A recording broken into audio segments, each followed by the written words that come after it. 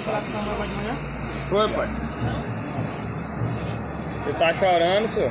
Só porque tá dando os parabéns, que é isso? É. O senhor? Ah, meu filho.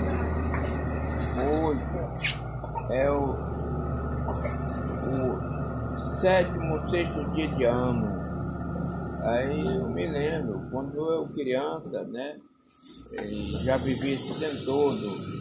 Lutei com muitas coisas, principalmente com meus filhos. Estou feliz porque criei meus filhos.